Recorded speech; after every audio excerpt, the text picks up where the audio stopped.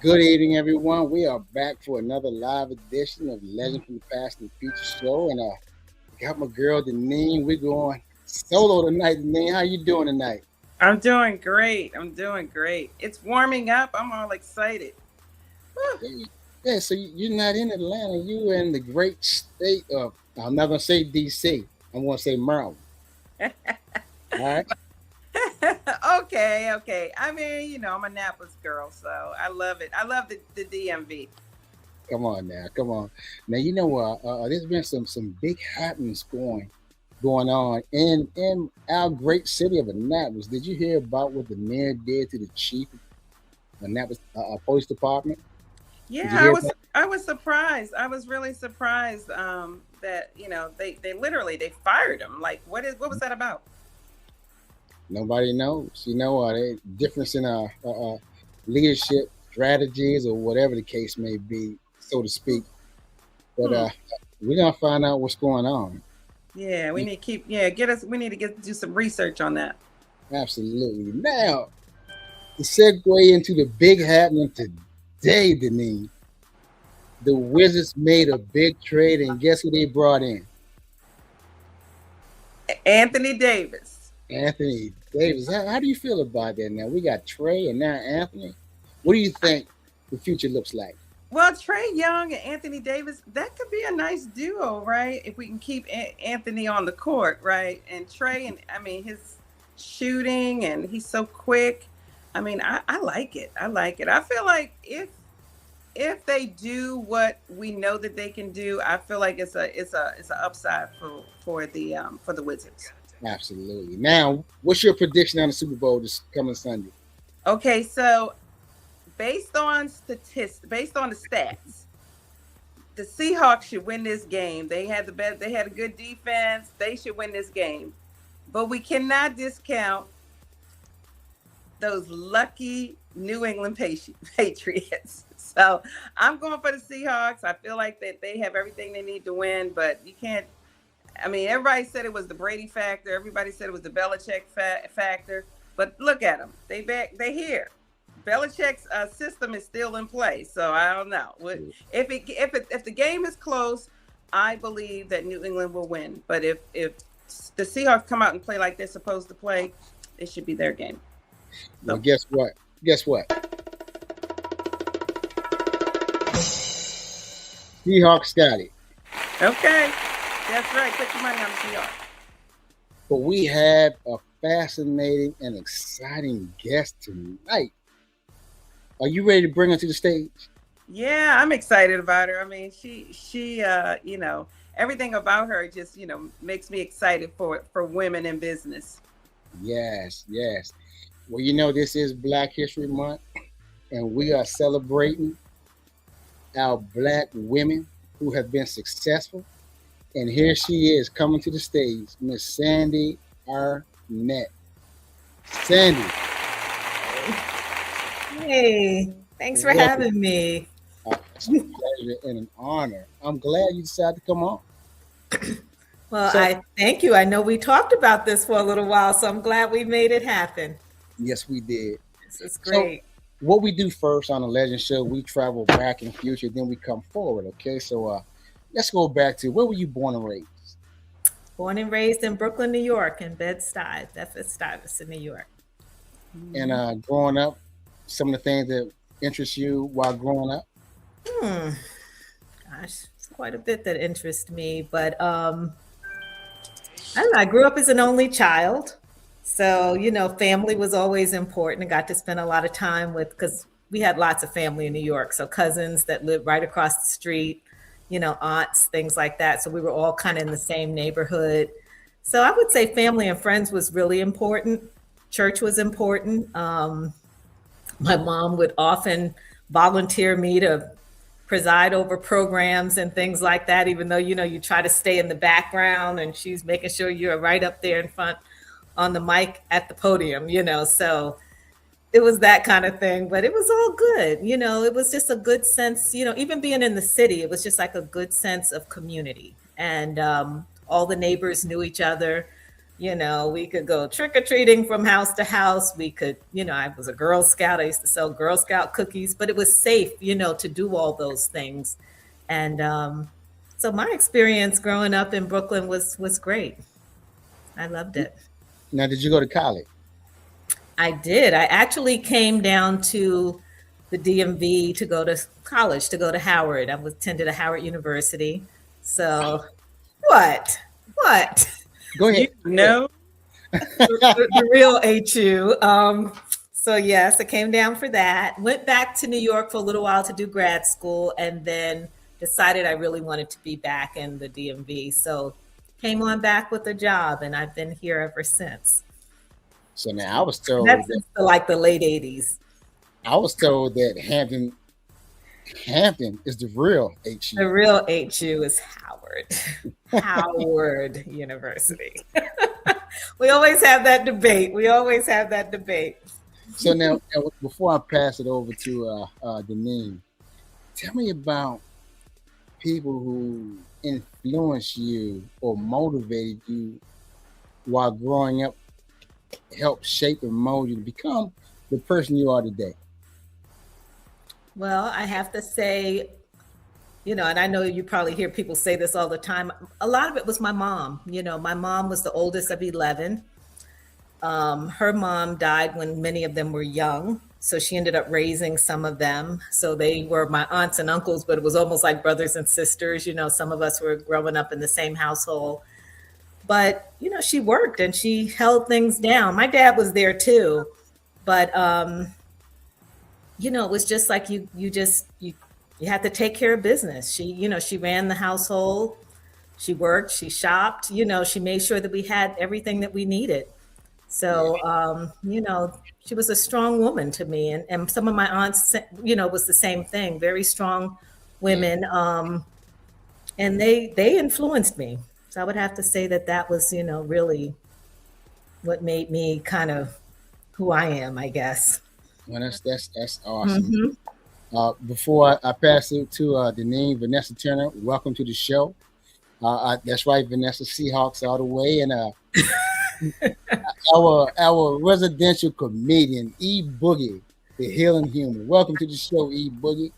And I don't want to mess this up, but I'm going to shortchange and say Malone 4558. Welcome to the show, and on you, Deneen. Oh, okay, Sandra. Welcome to the show. So nice to talk to you.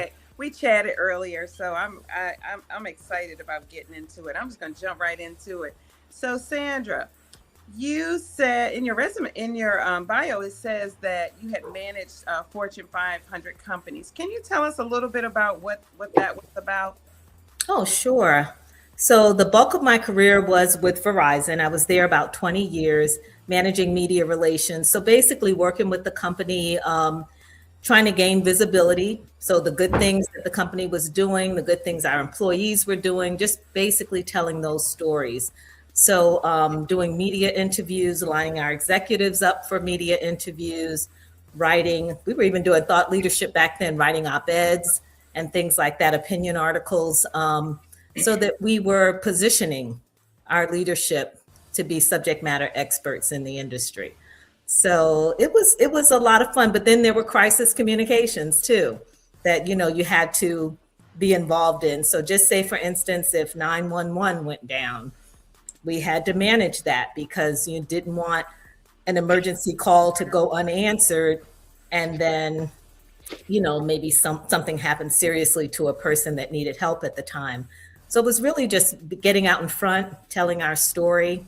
I did that with Verizon, like I said, for a large part of my career. I worked with the Maryland Transit Administration in their Office of Communications and Marketing. And while I was there, I was hosting a show. It was called Commuter Connection. So that was a lot of fun. And just talking about different transit projects throughout the region.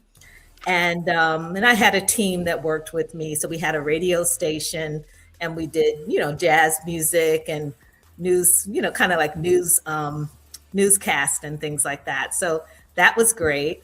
And then when I left MTA, I was at Comcast. So I was doing similar work for Comcast that I had been doing for Verizon. And from there, I just decided to take my business full time, and that's Arnette Media Strategies. So I took that full time, launched the business in 2019, but took it full time around 2022. Okay. No, you know what? When you were talking, whenever somebody talks about stories in 2026, it makes me think about the Scrum Master. Seems like, you guys were doing Scrum before it was Scrum, right? The same concept. Mm-hmm. Yeah, and that's a large part of what I do is like the strategic storytelling, because we all have a story to tell, right? And a lot of times that's the problem. People have good things that they're doing, that they're involved in, but they're not telling their story. And so even from a media perspective, it really is, how do you shape that story so a reporter's audience cares? Because, that'll be, they get pitched with stories all the time. And sometimes you have to really look at how you break through the noise and get that client position. So it's like, how do we shape that story? How do we make it newsworthy and interesting to various audiences? Which again, that goes now again, talking about the Scrum Master, which you've been doing that, and then you're doing coaching, because that's what coaching is, guiding people to do it, in the best way possible, right? Mm-hmm. Exactly. And the media coaching is key. And it was key even during COVID, because, like how we're on virtual now, we used to have to remind people of your background, who's in your background, the noise, all kinds of things. Make sure that you're somewhere where you have a good internet connection. But even just outside the coaching, it's like, what are your key messages? A lot of times interviews might be 3 or 4 minutes, and that goes by in a blink of an eye. So it's like, what do you want people to walk away with? Really kind of think about, I guess I look at it like that elevator speech, your pitch, just what are your key messages? And then always, wrap up telling people where they can find you and get more information. I love that, Lamont. I'm gonna put it over to you, and then I'll come back. I got a few more. I'm excited about this conversation. So how do you keep up with industry trends and the media landscape changes? Oh gosh. Well, a lot of it is, reading, staying abreast of the news, what's happening there. A lot of it is relationship building. Like I'm involved with public relations groups like the Baltimore Public Relations Council. I'm the immediate past president there. So we do and plan events where we get our members to talk about professional development things that are changing, like AI, that's kind of impacting all of our industries. But it's just like planning things. What's going to benefit us? What's going to help us grow? What help, who can we talk to kind of take us to that next level in our careers? So, organizations like that are very helpful. And then, just really, you really just stand your ear to the ground with with the news and, like I said, industry happenings and things like that, looking at the technology,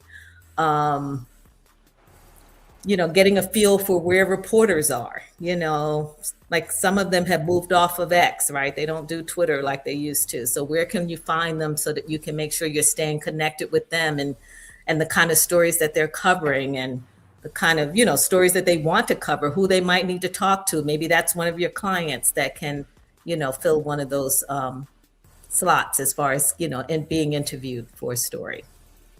That's awesome. That's awesome. Now you mentioned crisis communication, right?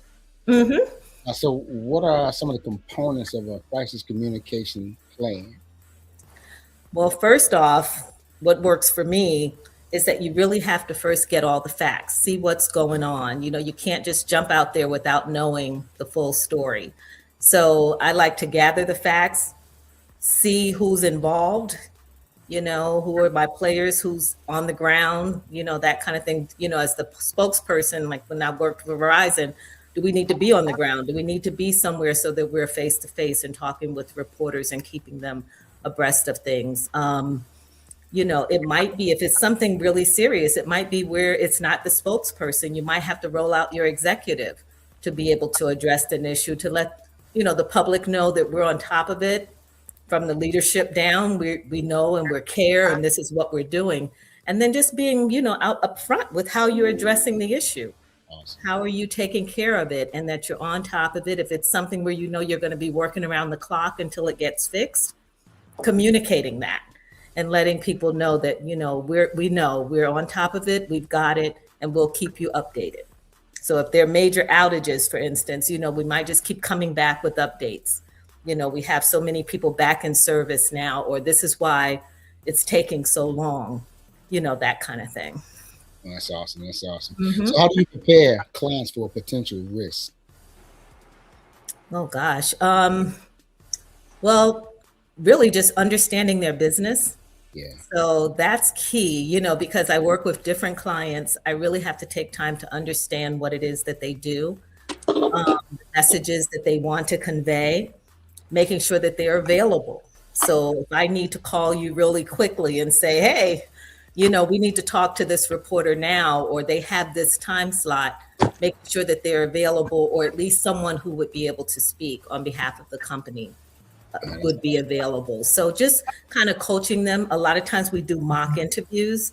I may prepare questions that they could be asked, and then we'll do mock interviews because you want them to be comfortable with what they're doing. And one thing I try to encourage them is that this is your area of expertise. Yeah. So no one knows it better than you. So just, you've got it. Just talk through it. Make sure, we try to stay away from all the acronyms and things like that. You want to make sure people understand what you're talking about.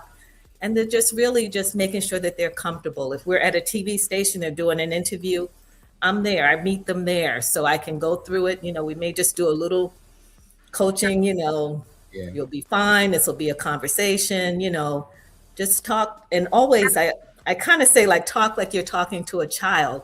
Don't get so high level where people it goes over their head. They're not sure what you're really focused on, like what it's really about. So try to explain things in simple terms, stay away from acronyms. And if it's like a crisis thing, show that you're concerned, that you care. Don't, just talk like you're giving the company line. Really try to be empathetic to what people are going through right now and how you're trying to make it better. So the one thing I didn't ask you, I'm gonna ask you now, since you went to that school they call HU, what did you major in while there? Broadcast journalism.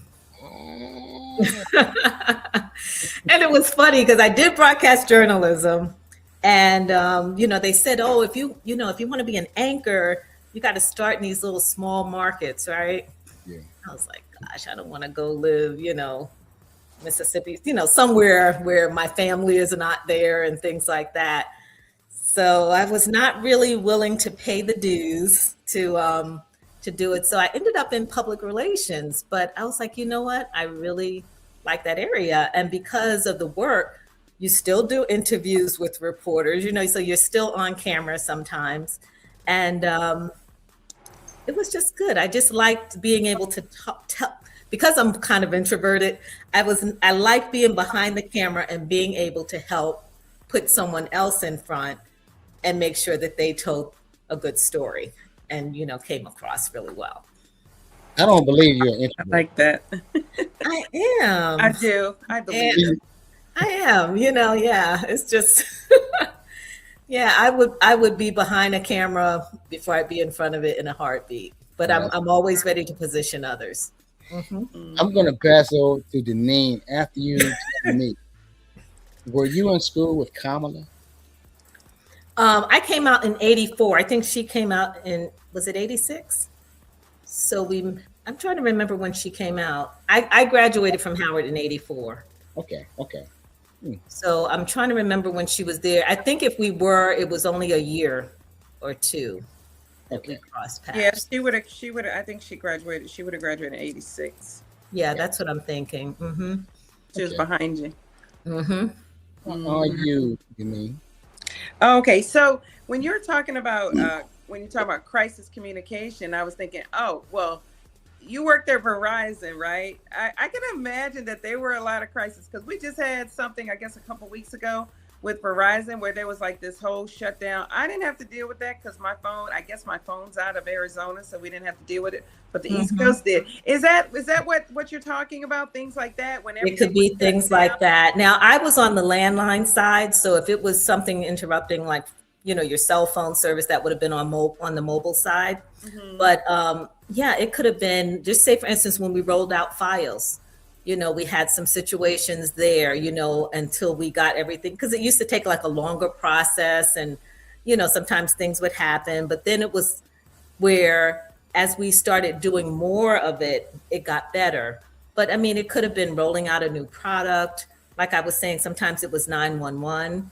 If there was a storm, service could be down because, power lines were down. Sometimes it delayed us because we had to wait for the power company to do its work first, and then we could come in and do, repair our lines and get people back in service. But it could be a number of things that could go wrong, And I mean, I'm not saying that they did all the time. I thought we did a great job of managing things, but every once in a while. And I think the biggest thing for us that I can recall was really like whenever 911 service would go down, because I mean, our operations team was top notch. I mean, they would be right on it. And that was important. I mean, even people having their landline service. I mean, it was just that was important. Storms could, affect service, anything. So it was just like they worked around the clock. And so we tried to get those stories out there that we're on it and our guys are committed. I mean, they're going to be out there until the job is done. And it's because that's what they were doing.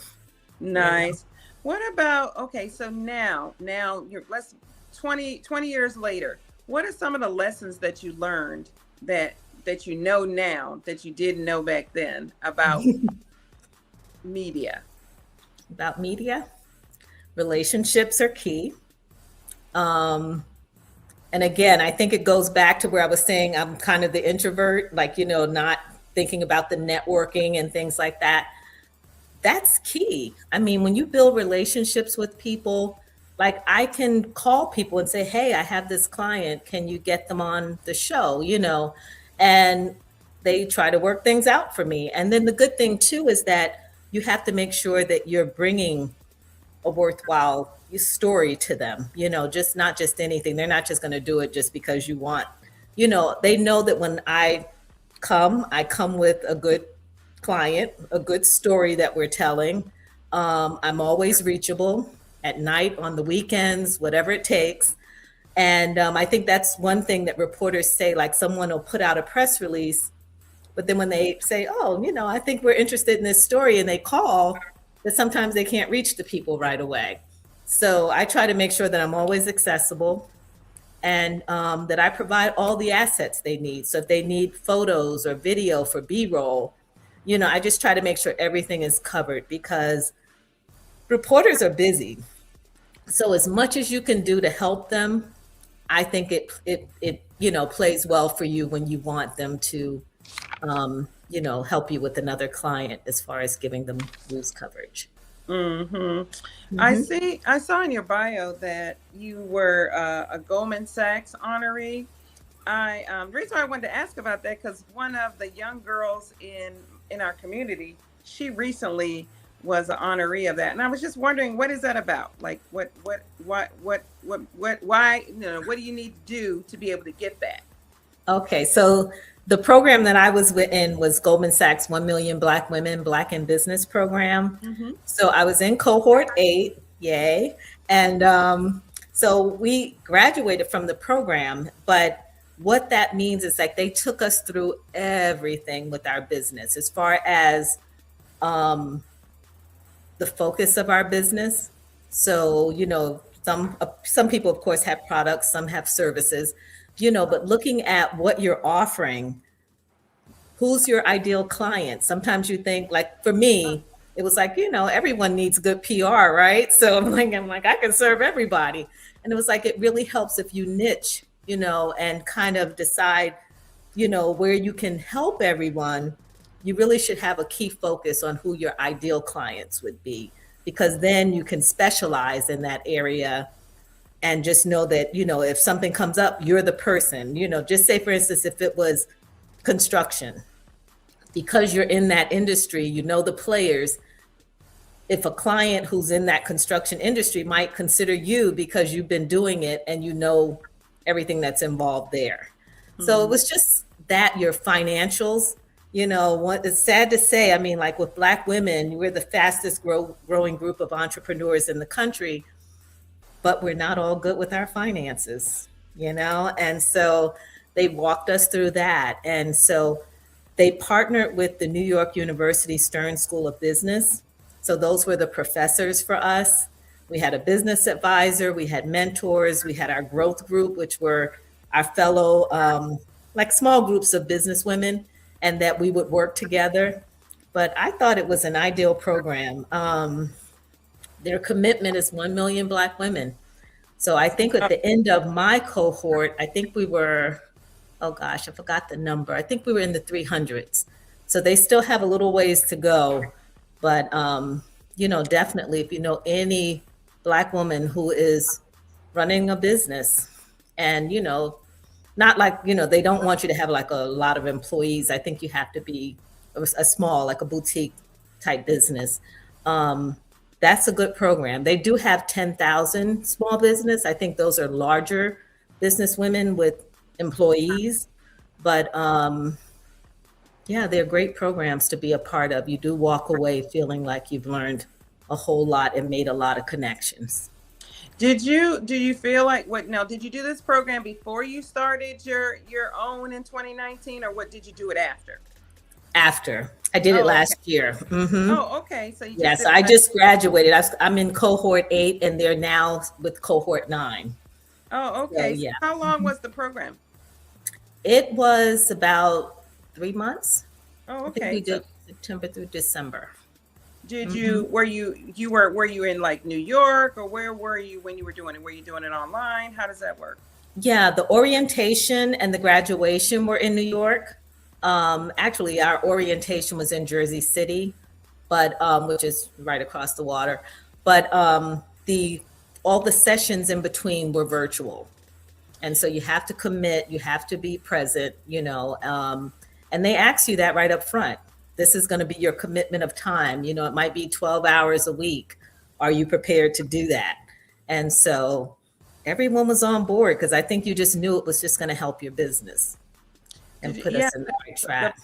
The person that I was thinking about, I'm thinking she might have been in the same time that you were in, simply because she just finished as well. And you say they're on 9 now, so she was on the one before 9. Oh, okay. She could have been in the same group. We had a large group, but yeah, because I think there were 304 of us. Oh, wow. Okay. Yeah, she was something like that in our group, because they had been doing, I think, 150, and then our group was larger. Yeah, I think she's a young girl, and I think the name of her company is Hattie B. something in work in progress, something like that. She does like a youth camp, is what young girls improvement camp, something like that. Okay. Yeah, she does. Yeah, there was there's such a variety of businesses, it was just really impressive. It was impressive to be with women who were so phenomenal and just doing some wonderful, in some cases, creative things. It was great. Do they, because I would think that if you go to this program, I would think that this program, the people that go to this program would be more successful than people who don't. Is that, can I I feel that, yes, because you really do walk away with great information, great connections. And then you have to keep in mind that they try to build us they built us as a community. So that we can work with each other, collaborate, see how and so that's all part of it. And then they keep us connected. We have Black in Business Connect, which is a way that they keep us connected now that we are completed the program, that we still stay in touch. Oh, I like that. I love that. And I also like it's wonderful. What you were talking about on how they get you thinking about things that you don't normally think about, because a lot of people go into business, they know their business, but they don't know business. So if you're an artist, you know art, but you don't know the business. And so they get you on track and get you thinking about all the operational things that keep you in business, right? Exactly. And the thing is, especially when you first start your business, you're in the business, right? You're working.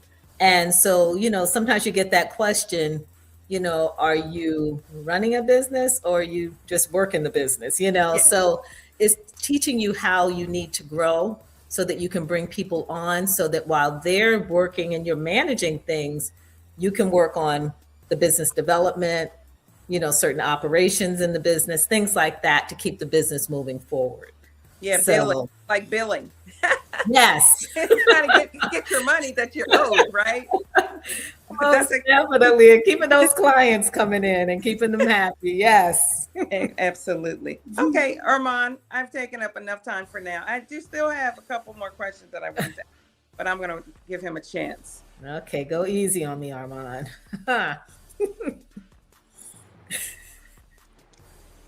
He might take my question. It's possible. It's possible. Paula, welcome to the show. Welcome to the show, Paula. Now, what made your media company an award-winning company, and what gave you the motivation to begin it, to start it?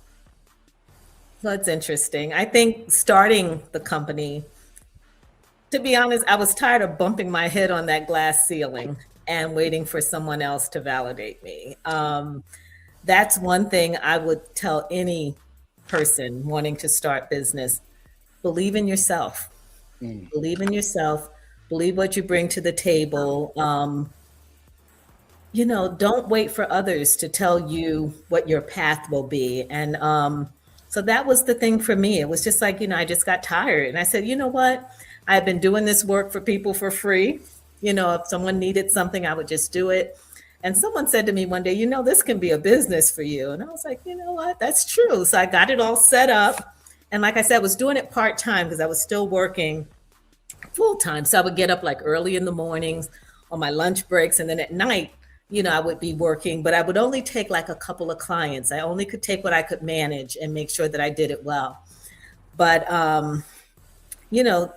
deciding to just take it full-time, I have to tell you, it was a little scary, because it was like, oh, can I do this? Can I do this? And it was crazy too, because I was actually going through a divorce at the time. So I'm like, is this the right time to do this?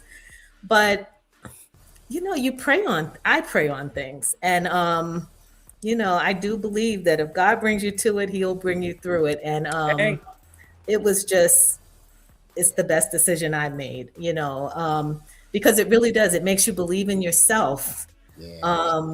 And that's not saying you won't be afraid, but sometimes you got to put that fear aside and just say, go for it. What if? Go for it. Exactly. Because how do you know that you're going to be successful, or if you'll fail, if you never try, right? Right. So you have to, and that was just my thing. Like, what do I have to lose? If it doesn't work, heck, I'll go back and get another 9 to 5, but how do I know that it won't be a success unless I just do it? And, doing PR, media relations, it's my passion. When I can work with someone and really just help them, again, develop their story, be able to talk about the great work that they're doing, especially like a lot of the nonprofits, they're just doing some really impactful things.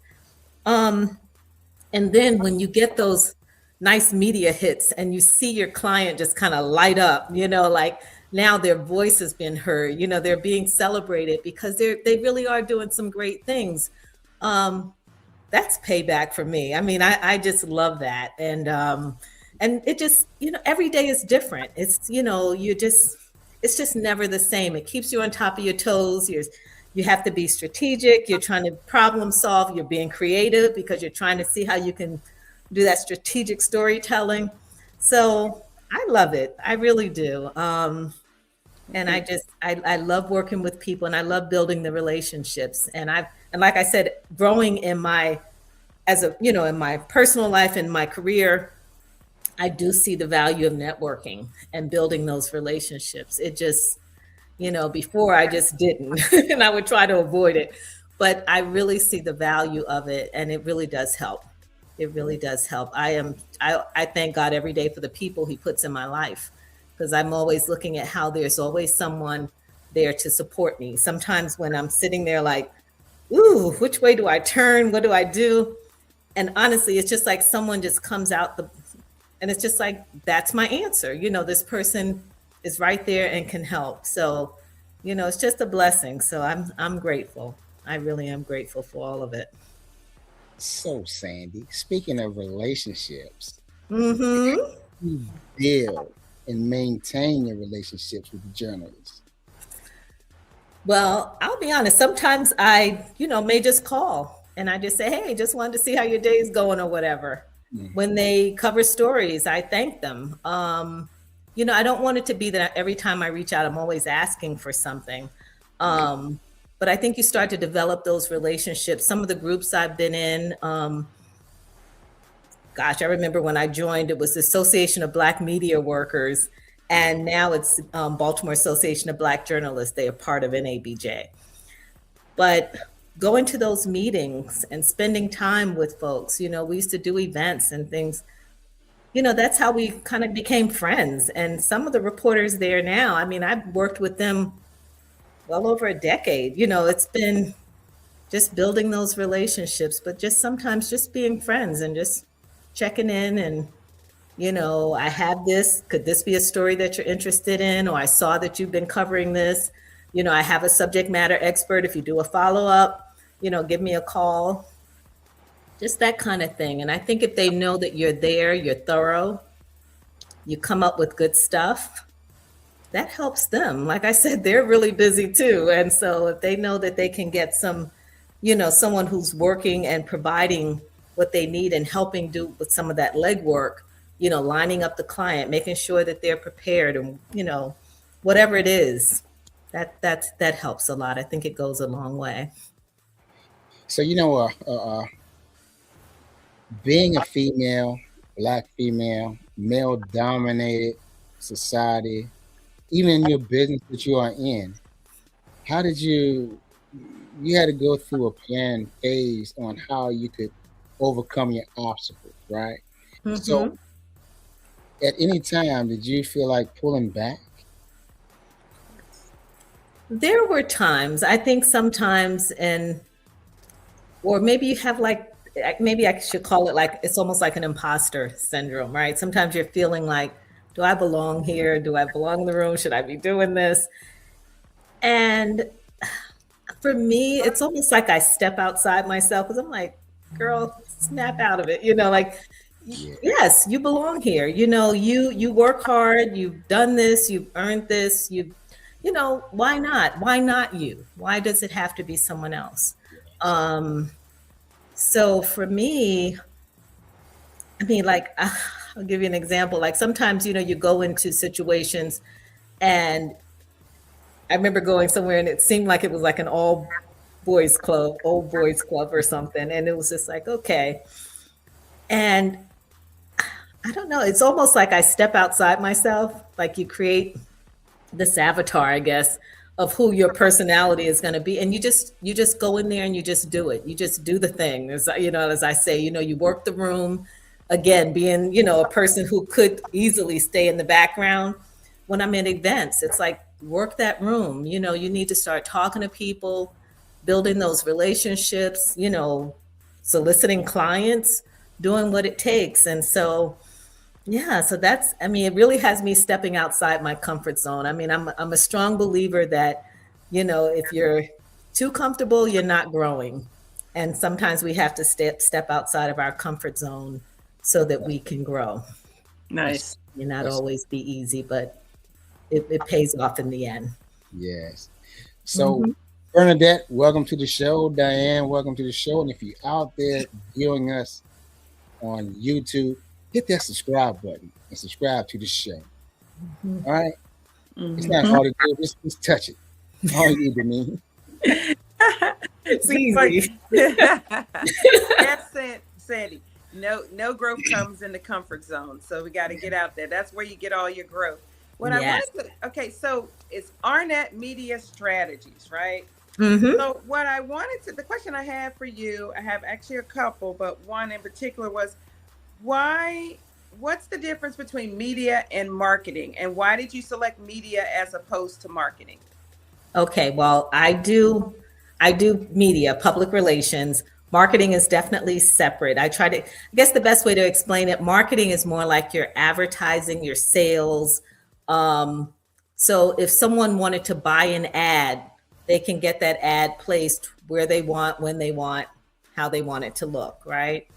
With PR, with media relations, it's more earned media. So you don't pay for that. You're getting the coverage because of the relationships that you build. So it's, to me, it's based a little bit more on your credibility. And I think that goes a long way because, again, reporters have so many things that they can cover.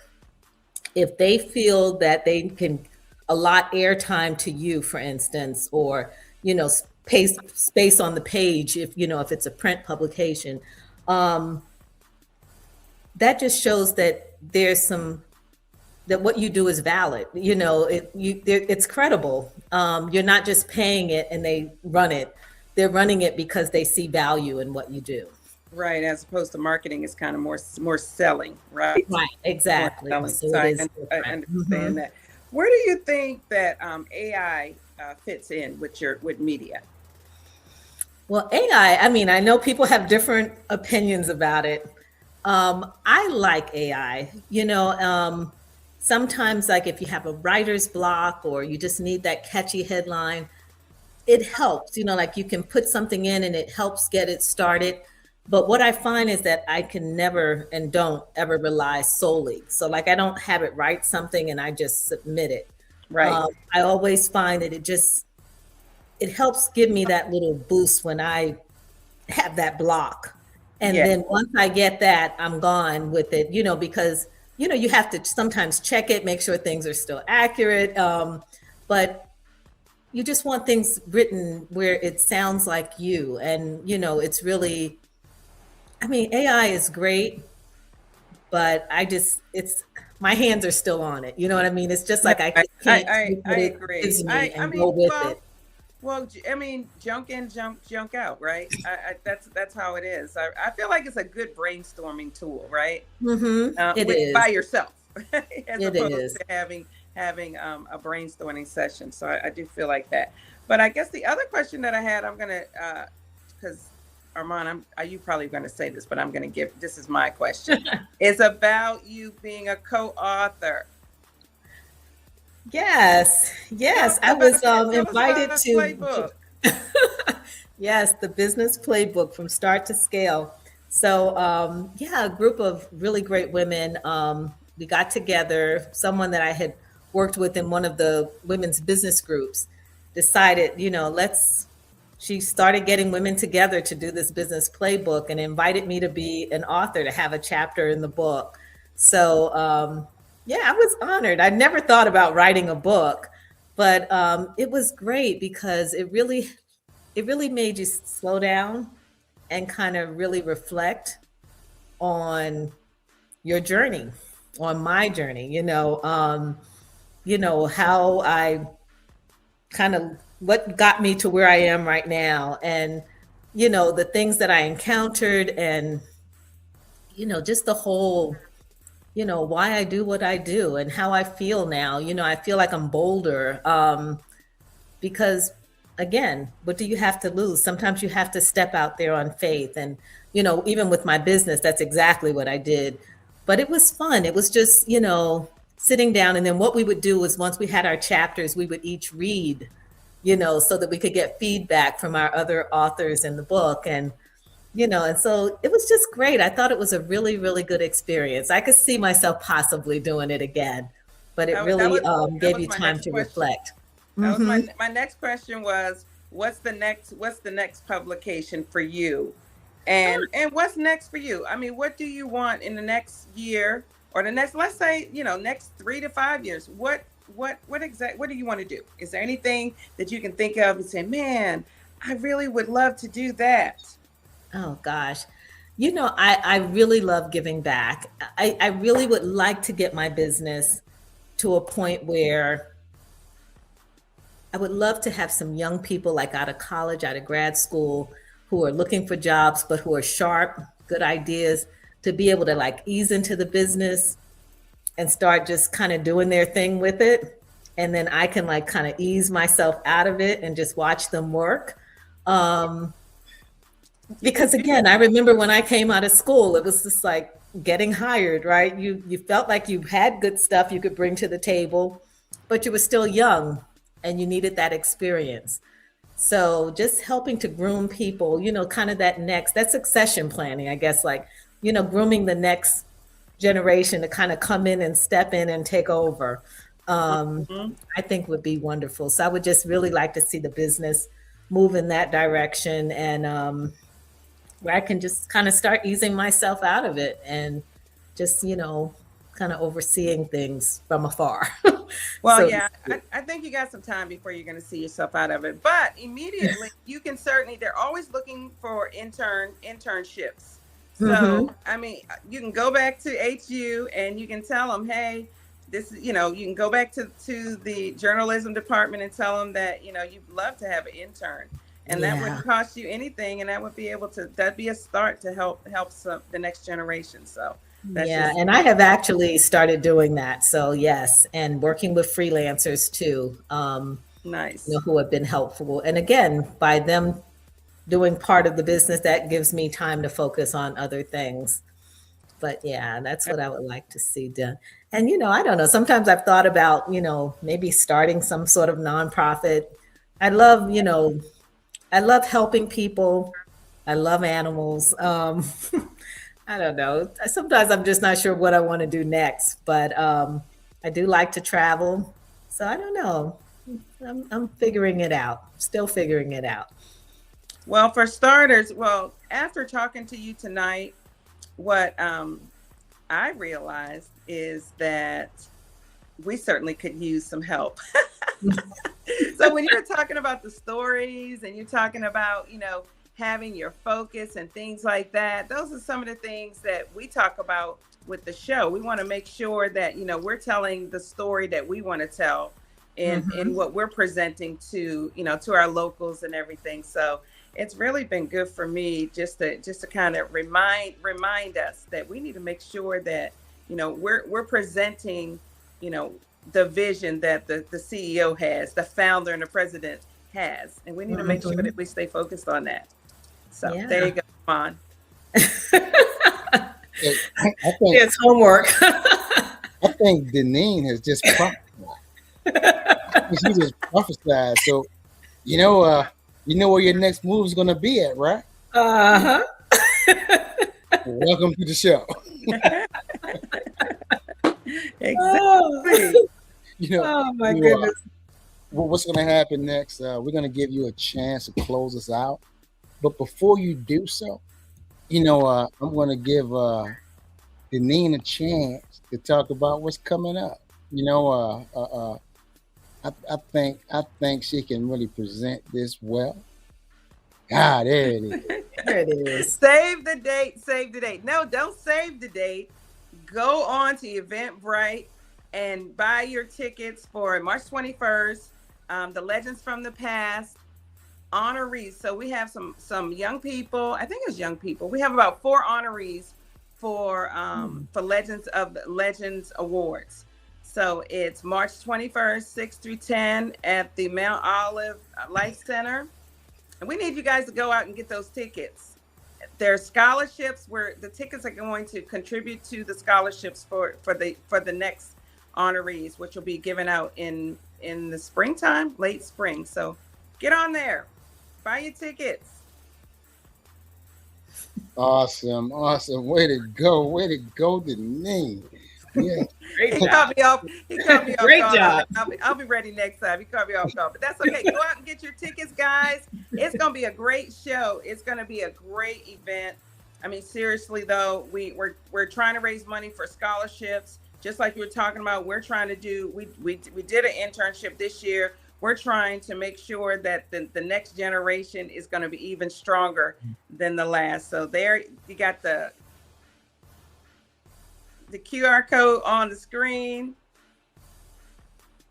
we're expecting a good number of people to come out and support this event. So Yes, there you we go. are. Yes, we are. We had a great turnout last year. That was last year. This year, we're looking to exceed. We're going to have a catered food. We're going to have a DJ. We'll have a keynote speaker, and the legend from the past and future team will be there. What more could you ask for? And we may have some dignitaries in the area giving out proclamations. Okay. So, Miss Arnette. Yes, sir. What encouraging nugget would you want to leave for the viewers out there aspiring to do what you've done, with the exception of going to Howard University? Is he still going there, Janine? Is he still going there? Such a hater. Well, close us out, Sandy. Okay. Well, I think I just have to say, you know what? Believe in yourself. That's just my message. Don't let fear hold you back. Don't let someone else control your destiny. And just believe that you can. And you will. I love that. Sandy. I will echo that and say, trust yourself. Yes. Nobody knows you better than you. Trust yourself. That's right. That's right. And there you have it. Thank you for joining the show tonight. Subscribe to the show. And also, if you like the show, donate. Help keep us going. It doesn't take much. Help us out. Come to the event, support the event, and come back next week to another exciting show of Legend from the Past and Future show, and the Corner Truth on Monday. Also, Health and Fitness with Melissa Natapara on Tuesdays. See, you got something, Denise? I have one more thing I wanted to say, and if you know anyone who you believe is a legend from the community and the local areas, let us know, and we would love to have them on the show. Awesome. Yes, I concur. Until then, hey.